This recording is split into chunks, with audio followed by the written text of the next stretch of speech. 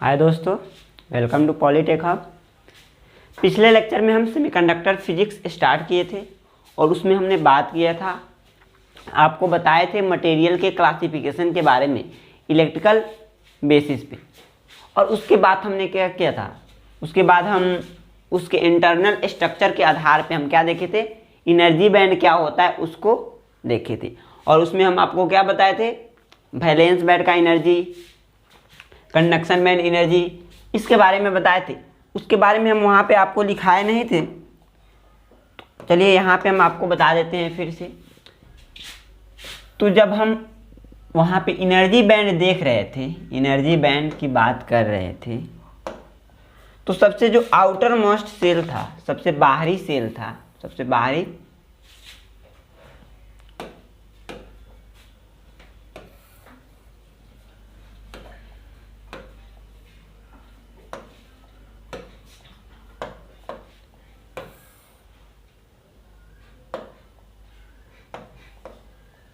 चलिए जो सबसे बाहरी सेल था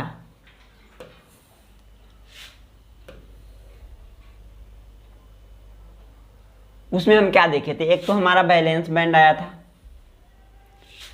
और एक ऊपर कंडक्शन बैंड था। चलिए इसको बोल दिए वैलेंस बैंड और ये था कंडक्शन बैंड। और इसके बीच में दोनों के बीच में कुछ एनर्जी की डिफरेंसेस थी, कुछ एनर्जी की डिफरेंसेस थी। उसी एनर्जी डिफरेंस को हम क्या बोल रहे थे, forbidden energy gap, forbidden energy gap. तो चलिए दोनों को डिफाइन करते हैं। वैलेंस बैंड क्या होता है, valence energy band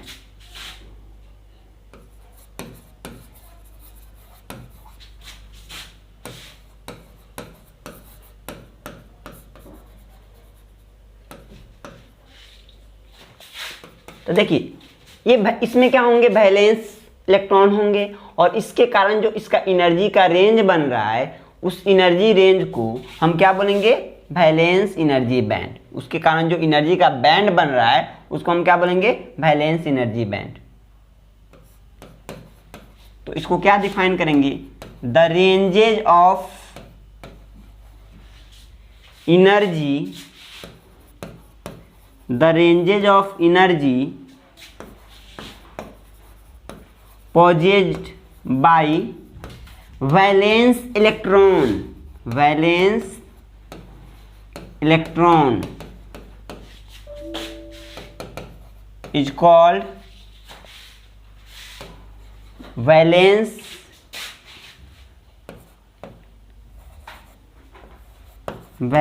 energy band, valence energy band। तो हम यहाँ पे एक बैंड के बारे में बात करेंगे। ये बैंड का फॉर्मेशन, एनर्जी के बैंड का फॉर्मेशन कैसे हुआ इसके बारे में हम आपको बता चुके हैं, इसलिए वहाँ पे हम बैक नहीं जाएंगे। तो यहाँ पे अब वैलेंस बैंड का एनर्जी लेवल, जो वैलेंस बैंड का एनर्जी है, वैलेंस बैंड है। तो अब पहले ये क्या दिख रहा था, अगर आइसोलेटेड एटम की बात करें तो उसमें क्या एक स्ट्रेट लाइन की तरह दिख रहा था, लेकिन अब बैंड की तरह दिख रहा है, एक पट्टी की तरह दिख रहा है। तो ये जो एनर्जी का यहाँ से यहाँ तक बैंड बना है, ये किसके कारण बना है, किस इलेक्ट्रॉन के कारण बना है, वैलेंस इलेक्ट्रॉन के कारण बना है। और इसी एनर्जी बैंड को हम क्या बोलते हैं, वैलेंस बैंड बोलते हैं और वैलेंस बैंड का एनर्जी लेवल बोलते हैं। अब देखिए इसमें कौन से इलेक्ट्रॉन रहेंगे, तो ये वैलेंस इलेक्ट्रॉन के कारण फॉर्म हुआ है, तो इसमें क्या प्रेजेंट होंगे, वैलेंस इलेक्ट्रॉन प्रेजेंट होंगे। तो वैलेंस बैंड में कौन से इलेक्ट्रॉन रहेंगे, वैलेंस इलेक्ट्रॉन रहेंगे। In valence band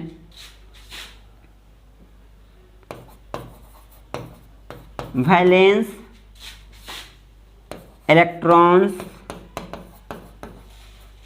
lie, valence band में वैलेंस इलेक्ट्रॉन रहेंगे। और ये जो इलेक्ट्रॉन वैलेंस बैंड में है, ये करेंट के कंडक्शन में पार्ट नहीं लेंगे, करेंट के कंडक्शन में पार्ट नहीं लेंगे, इनके कारण करेंट का फ्लो नहीं होगा। Valence band electrons does not don't do not take part in conduction of current, in conduction of current. तो वैलेंस इलेक्ट्रॉन के कारण जो एनर्जी का बैंड बना उसको बोले वैलेंस बैंड, उसमें सिर्फ वैलेंस इलेक्ट्रॉन रहेंगे और उस वैलेंस इलेक्ट्रॉन के कारण कंडक्टिविटी नहीं होगी, करेंट का कंडक्शन नहीं होगा। यह है आपका वैलेंस बैंड। चलिए अब कंडक्शन बैंड की बात करते हैं। तो आपको कंडक्शन बैंड क्या बताए थे, जो एनर्जी बैंड वैलेंस बैंड से क्या होता है, ऊपर होता है, उसी को हम क्या बोलते हैं, conduction band, conduction energy band.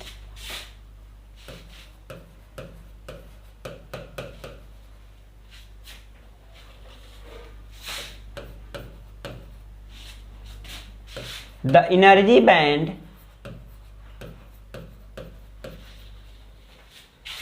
above the valence band, above the valence band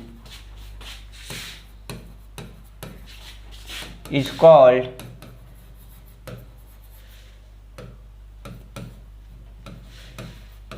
conduction energy band, conduction energy band, या सिंपली आप बोल सकते हैं कंडक्शन बैंड। तो जो एनर्जी लेवल, जो एनर्जी बैंड यहाँ पे फॉर्म हुआ है वैलेंस बैंड से क्या हो, ऊपर हो, वैलेंस बैंड के ऊपर हो, उसी को हम क्या बोलते हैं, कंडक्शन बैंड। क्या बोलते हैं, कंडक्शन बैंड। अब यहाँ पे एक एनर्जी का लेवल है, एनर्जी बैंड है, यहाँ पे एक एनर्जी बैंड है। तो यहाँ पे सबसे इसका मिनिमम एनर्जी लेवल है, चलते चलते जाएंगे तो सबसे मैक्सिमम क्या होगा, वैलेंस बैंड का मैक्सिमम एनर्जी लेवल यहाँ पे होगा। तो हम इसको बोल रहे हैं EV, maximum energy level of valence band. ये जो लाइन ऊपर दिखाए हैं इसको बोलते हैं EV, maximum energy level of valence band. Valence band का सबसे मैक्सिमम एनर्जी लेवल है ये वाला। अब यहाँ पे बात करें तो यहाँ से कंडक्शन बैंड स्टार्ट हो रहा है, तो यहाँ पे क्या होगा, उसका एनर्जी लेवल कंडक्शन बैंड का सबसे मिनिमम होगा, सबसे कम होगा, तो इसको बोलते हैं EC। क्या बोलते हैं, energy level, minimum energy level of conduction band. तो यहाँ से स्टार्ट हो रहा है तो सबसे एनर्जी कम कहाँ पे होगा, यहीं पे होगा। तो ये क्या है, minimum energy level of conduction band, minimum energy level of conduction band. ये आपका वैलेंस बैंड, ये आपका कंडक्शन बैंड। इसको लोअर एनर्जी लेवल भी बोलते हैं, इसको हायर एनर्जी लेवल भी बोलते हैं। इसमें होते हैं वैलेंस इलेक्ट्रॉन जो करेंट के कंडक्शन में पार्ट नहीं लेते हैं। इसमें देखिए कंडक्शन बैंड में, कंडक्शन बैंड में आपके इलेक्ट्रॉन्स प्रेजेंट हो भी सकते हैं, नहीं भी हो सकते हैं। जैसे आपको पिछले लेक्चर में हम एक एग्जाम्पल देके दिखाए थे, तो उस समय तो क्या था, उसमें कोई इलेक्ट्रॉन प्रेजेंट नहीं था कंडक्शन बैंड में। लेकिन जब इसको कुछ एनर्जी मिलेगा, जो इलेक्ट्रॉन वैलेंस बैंड में है उसको कुछ एनर्जी मिलेगा तो उसकी एनर्जी लेवल ज़्यादा हो जाएगी और वो क्या जाएगा, अब कंडक्शन बैंड में जाएगा। तो कंडक्शन बैंड में जाएगा तो इसमें क्या हो गया, इलेक्ट्रॉन अब तो प्रेजेंट हो गया। तो इसमें इलेक्ट्रॉन हो भी सकता है, ना भी हो सकता है। और इसमें जो इलेक्ट्रॉन होंगे उन्हीं को हम क्या बोलते हैं, फ्री इलेक्ट्रॉन्स बोलते हैं। क्या बोलते हैं, फ्री इलेक्ट्रॉन्स। और ये फ्री इलेक्ट्रॉन्स ही करेंट के कंडक्शन में भाग लेते हैं, इसी के कारण कंडक्टिविटी होती है। सेमीकंडक्टर की कंडक्टिविटी, कंडक्शन बैंड में जो फ्री इलेक्ट्रॉन्स होते हैं उसी के कारण कंडक्टिविटी होती है।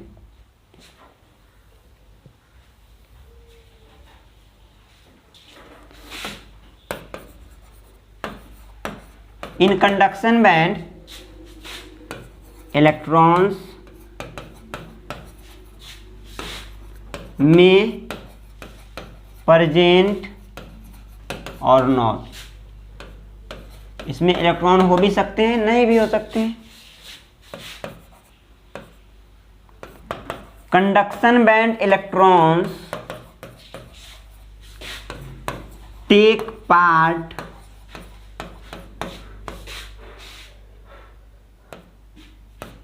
in conduction of current, in conduction of current। Current के कंडक्शन में क्या करते हैं, ये भाग लेते हैं यही इलेक्ट्रॉन जो कंडक्शन बैंड में प्रेजेंट होते हैं। अब यहाँ पे आपको दिख रहा होगा, यहाँ पे ये है वैलेंस बैंड, ये है कंडक्शन बैंड। इसमें कुछ एनर्जी लेवल का डिफरेंसेज है, इसमें कुछ एनर्जी लेवल का डिफरेंसेज है। तो जितना एनर्जी लेवल का दोनों में गैप है उसी को बोलते हैं बैंड गैप या फॉरबिडन एनर्जी गैप।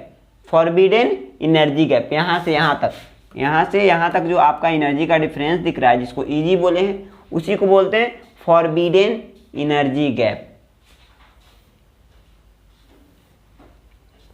तो चलिए फॉरबिडन एनर्जी गैप लिखते हैं।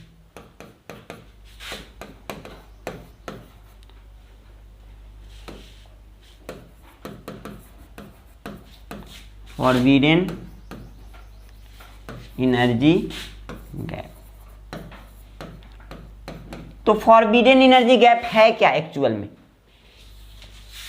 ये देखिए, ये है वैलेंस बैंड, इसका मैक्सिमम एनर्जी लेवल यहाँ पे है ई भी। ये कंडक्शन बैंड, इसका मिनिमम एनर्जी लेवल है ई सी। इसका मैक्सिमम और इसका मिनिमम ये ज़्यादा है, और इस कंडक्शन बैंड का मिनिमम एनर्जी लेवल में से हम इसको घटाएंगे तो ये डिफरेंस मिलेगा। तो ये क्या है, एनर्जी डिफरेंस है किसके किसके बीच का, कंडक्शन बैंड के मिनिमम एनर्जी लेवल और वैलेंस बैंड के मैक्सिमम एनर्जी लेवल के बीच का।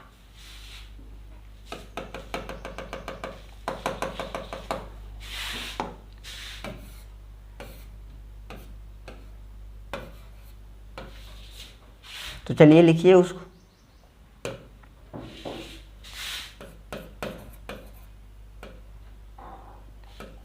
The energy difference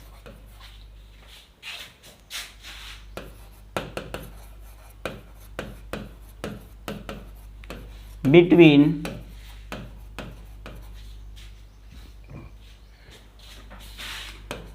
minimum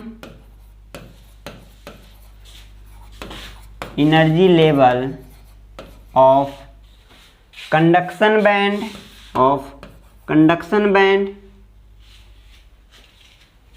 and maximum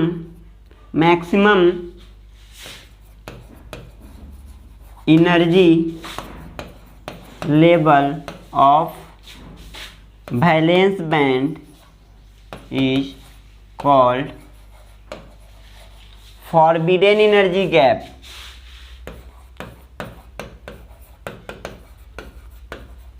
forbidden energy gap.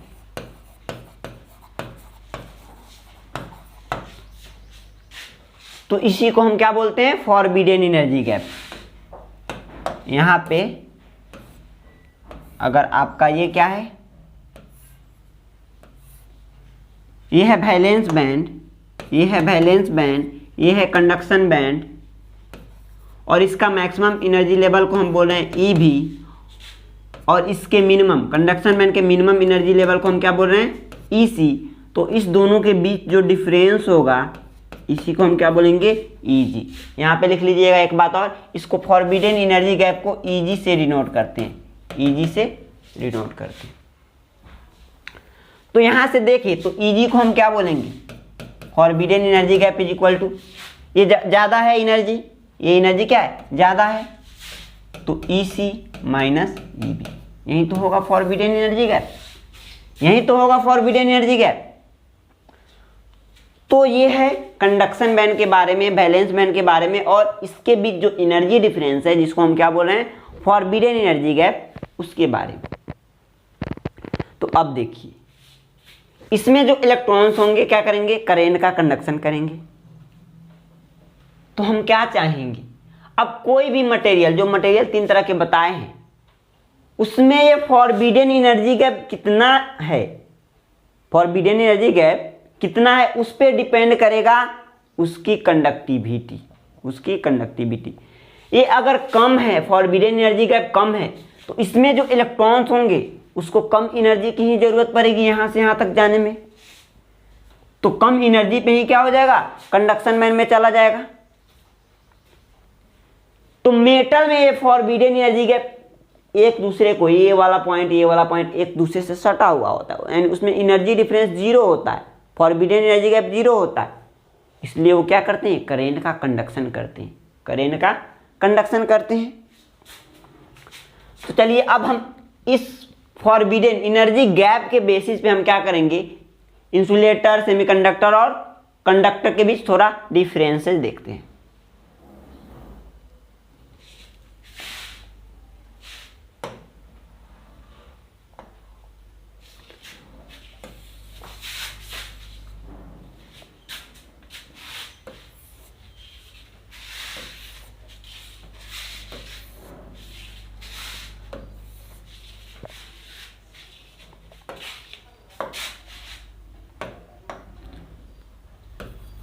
चलिए इंसुलेटर,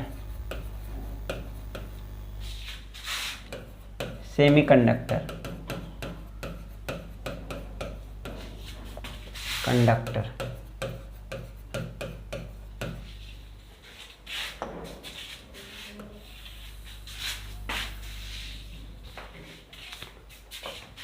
तो अगर हम इंसुलेटर की बात करें, अगर हम इंसुलेटर की बात करें,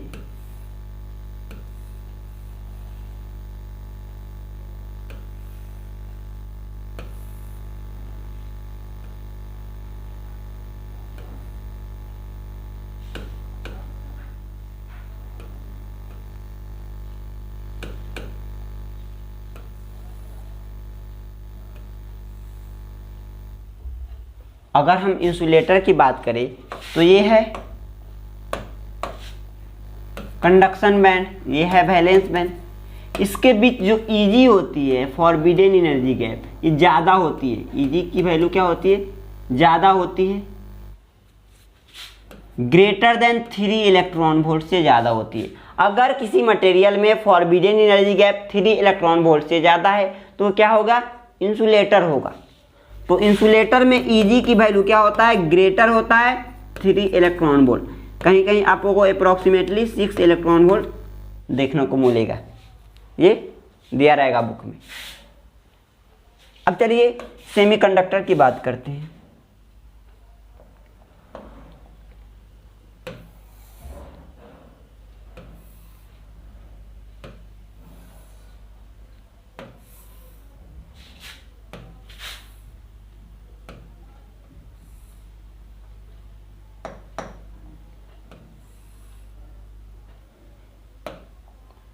ये वैलेंस बैंड, ये कंडक्शन बैंड और इसके बीच का फॉरबिडन एनर्जी गैप।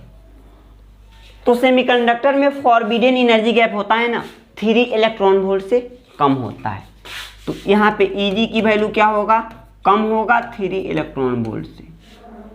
Eg की वैल्यू 3 इलेक्ट्रॉन वोल्ट से कम होगा, 3 इलेक्ट्रॉन वोल्ट से कम होगा।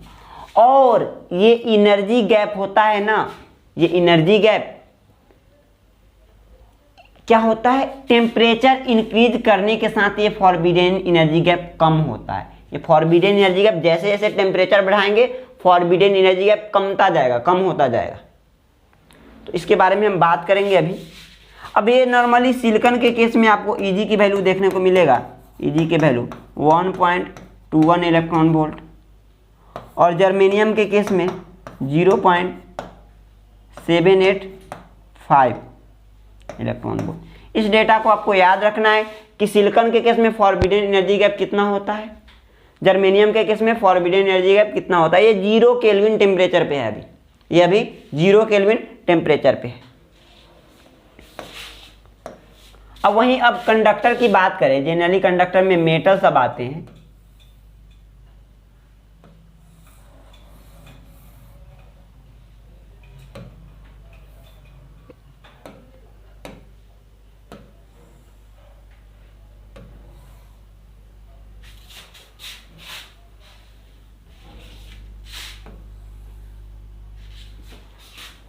तो यहाँ पे देखिएगा, ये है कंडक्शन बैंड, ये है वैलेंस बैंड, और यहाँ पे वैलेंस बैंड का मैक्सिमम एनर्जी लेवल ये है EB, और कंडक्शन बैंड का मिनिमम एनर्जी लेवल भी यही है EC।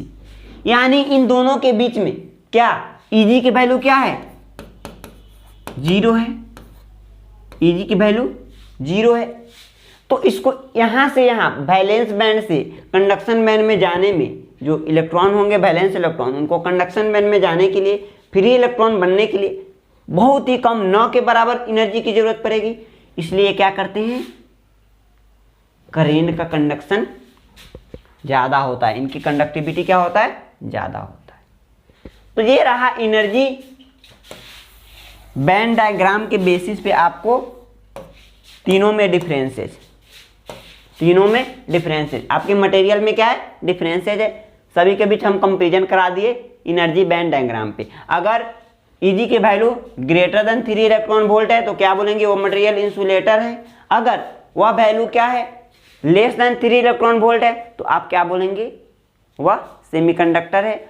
अगर एनर्जी बैंड की वैल्यू क्या है, 0 है तो आप क्या बोलेंगे, वह मेटल है, वह कंडक्टर मटेरियल है। यहां तक क्लियर है? तो चलिए आगे बढ़ते हैं।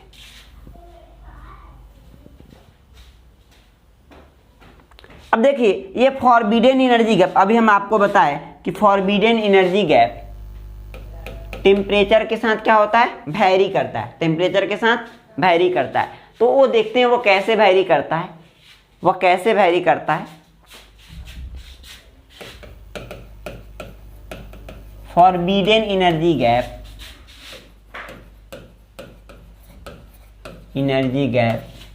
EG as a function of temperature, as a function of temperature।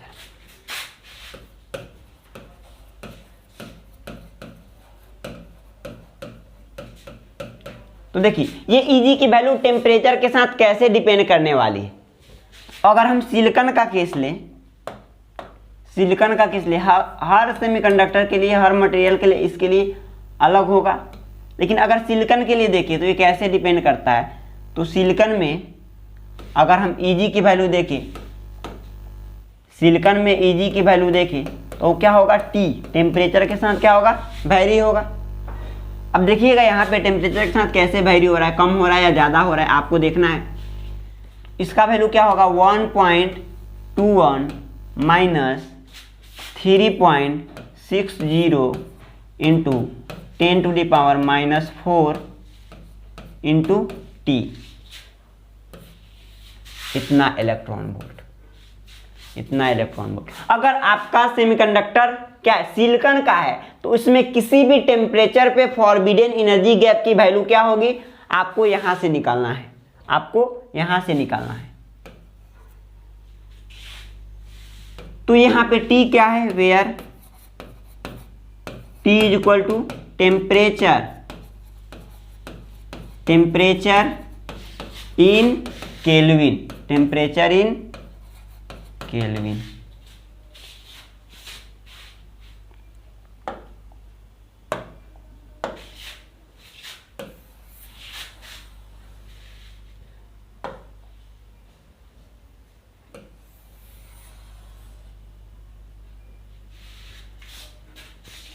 चलिए, तो अगर सिलिकॉन में हम बात करें तो फॉरबिडेन एनर्जी गैप टेम्परेचर के साथ कैसे बिहेव करेगा, कैसे कम होगा या कैसे ज़्यादा होगा, तो इस फैक्टर के साथ ज़्यादा होगा। 1.21 minus 3.60 into 10⁻⁴ into T temperature. तो यहाँ पे टेम्परेचर की वैल्यू, टेम्परेचर किस में रखना है, केल्विन में।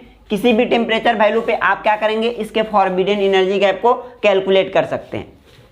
तो चलिए हम कुछ वैल्यू पे कैलकुलेट करते हैं। चलिए 0 केल्विन पे हम कैलकुलेट करते हैं, एट 0 केल्विन। 0 केल्विन पे कैलकुलेट करेंगे तो EG की वैल्यू क्या होगा, देखिए यहाँ पे रखेंगे 0, यहाँ पे रखेंगे 0 मल्टीप्लाई में, तो यहाँ तक क्या हो जाएगा, सभी टर्म 0, तो बचेगा क्या 1.21। तो 0 केल्विन पे 1.21 इलेक्ट्रॉन वोल्ट, इलेक्ट्रॉन वोल्ट क्या है, एनर्जी का क्या है, यूनिट है। तो यहाँ पे फॉरबिडन एनर्जी गैप इतना मिलेगा सिलिकॉन के केस में, जो आपको ऑब्जेक्टिव क्वेश्चन में देखने को मिलता है। पूछेगा तो इतना पे टिक करना है। अगर हम क्या करें 300 केल्विन पे निकालें, यही दो टेम्परेचर पे आपको याद रखने हैं, इसी 2 टेम्परेचर पे आपको इसकी वैल्यू याद रखनी है। तो चलिए Eg की वैल्यू अगर निकालते हैं तो क्या होगा 1.21 इंटू 3.60 इंटू 10⁻⁻⁴ इंटू 300। अब जब इसको कैलकुलेट कीजिएगा, आप कैलकुलेट करके देखिएगा, जब आप इसको कैलकुलेट कीजिएगा तो इसकी वैल्यू आपको मिलेगा, Eg की value 1.1 electron volt, 1.1 electron volt. तो इस वैल्यू को भी याद रखना है। जब 300 केल्विन पे आपको पूछे Eg की वैल्यू सिलिकॉन में Eg की वैल्यू पूछे तो इतना बताना है। अब देखिए पहले 0 केल्विन पे इतना वैल्यू था, 1.21 था। अब टेम्परेचर को हम क्या किए, इंक्रीज किए, टेम्परेचर को बढ़ाए हैं। तो टेम्परेचर को बढ़ाए हैं तो Eg की वैल्यू क्या हो गया है, पहले से कम हो गया है ना। पहले 1.21 था, अब 1.1 हो गया है, 1.11 हो गया है, 1.1। तो क्या हो गया है, अब पहले से वैल्यू क्या हो गया है, कम हो गया है। पहले इतना था अब कम हो गया है। यानी हम क्या कह सकते हैं, Eg की वैल्यू यानी फॉरबिडन एनर्जी गैप की वैल्यू टेम्परेचर के साथ क्या होती है, डिक्रीज करती है, टेम्परेचर के साथ डिक्रीज करती है। तो अभी हम सिलिकॉन के केस में देखें। चलिए अब जर्मेनियम के लिए देखते हैं।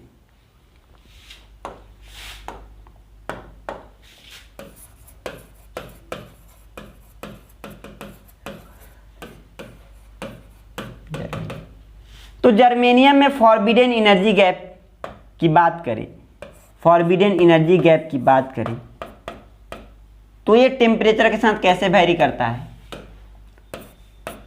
टेम्परेचर के साथ कैसे वैरी करता है, 0.785 माइनस 2.2 इंटू 10⁻⁻⁴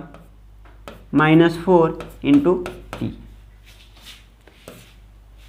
ऐसे वैरी करेगा, ऐसे वैरी करेगा। ऐसे क्या होगा, फॉरबिडन एनर्जी गैप वैरी करेगा। तो इस फॉर्मूले से आप क्या कर सकते हैं, किसी भी टेम्परेचर पे आप क्या कर सकते हैं, फॉरबिडन एनर्जी गैप की वैल्यू कैलकुलेट कर सकते हैं फॉर द जर्मेनियम के लिए किसी भी टेम्परेचर पे आप निकाल सकते हैं कि फॉरबिडन एनर्जी गैप की वैल्यू क्या होगी। तो चलिए यहाँ पे भी हम क्या करते हैं, 0 केल्विन पे निकालते हैं, एट 0 केल्विन पे निकालते हैं। तो 0 केल्विन पे निकालेंगे तो Eg की वैल्यू क्या होगा, Eg की वैल्यू यहाँ पे रखेंगे, टेम्परेचर की वैल्यू 0 केल्विन, तो यहाँ तक हो जाएगा 0। तो क्या होगा 0.785 जो आपको अभी लिखाए थे, तो इस डाटा को याद रखना है, 0 केल्विन पे फॉरबिडन एनर्जी गैप जर्मेनियम में। अब चलिए 300 केल्विन पे निकालते हैं।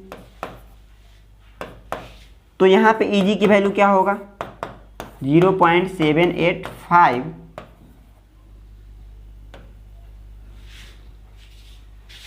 माइनस 2.2 इंटू 10⁻⁻⁴ इंटू 300, इतना इलेक्ट्रॉन वोल्ट। और जब आप इसकी वैल्यू कैलकुलेट करेंगे तो इसकी वैल्यू आएगा 0.72। पहले 0.78 था, अब कितना हो गया 0.72। कम हुआ या ज़्यादा, तो आप कहेंगे सर कम हुआ।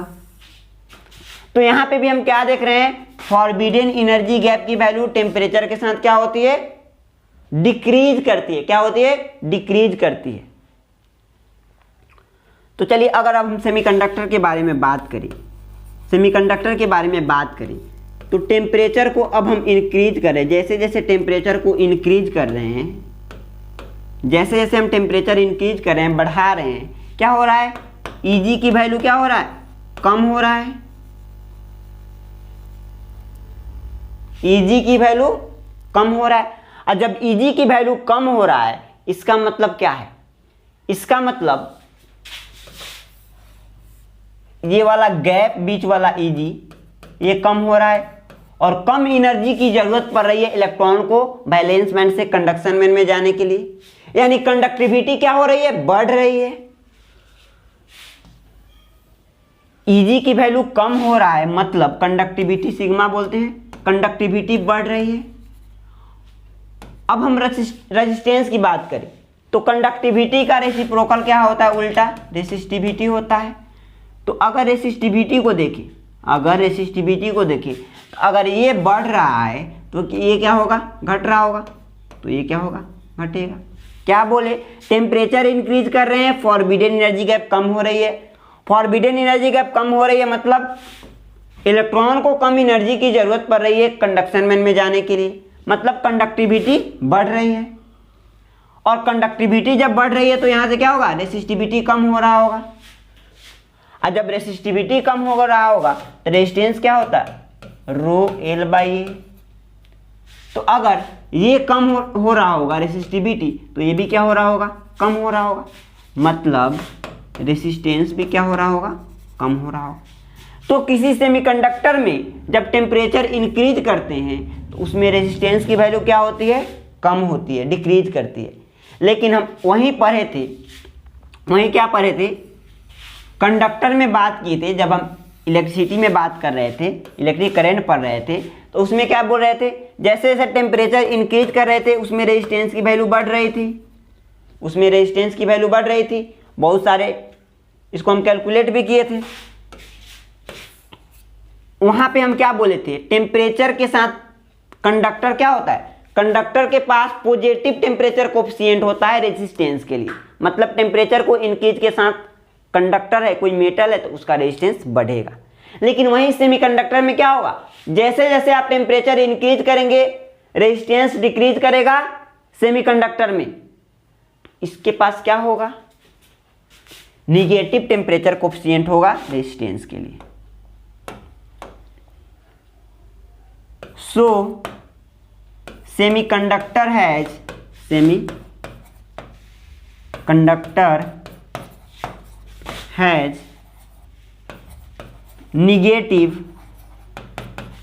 negative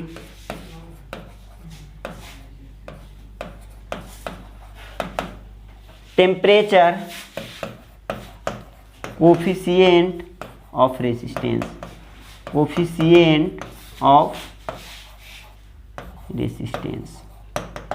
तो इसका सिंपल सा मतलब होता है निगेटिव कोफिशिएंट का टेम्परेचर के साथ कि आप जैसे जैसे टेम्परेचर को इंक्रीज कीजिएगा रेजिस्टेंस की वैल्यू क्या होगा, डिक्रीज होगा सेमीकंडक्टर में।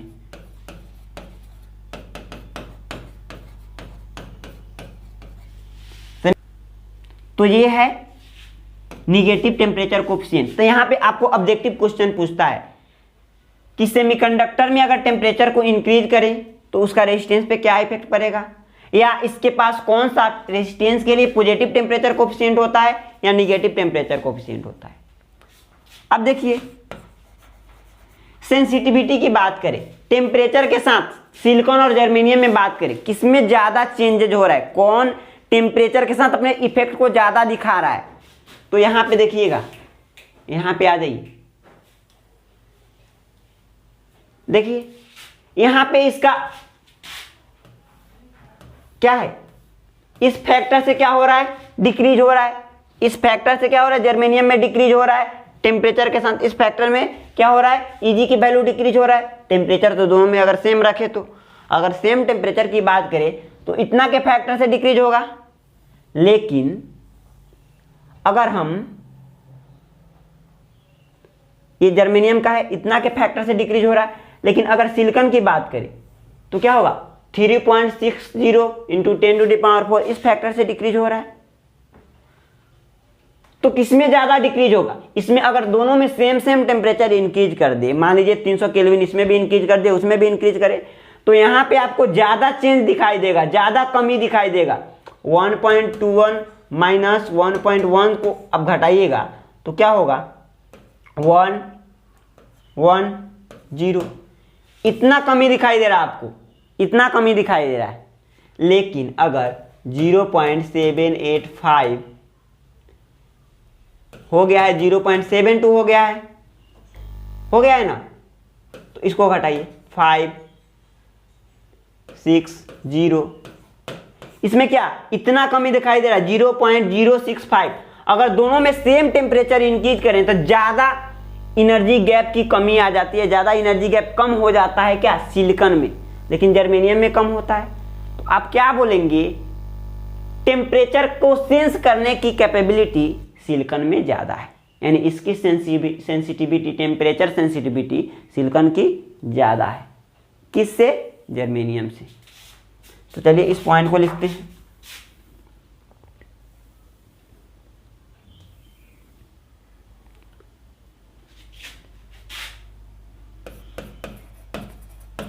Temperature sensitivity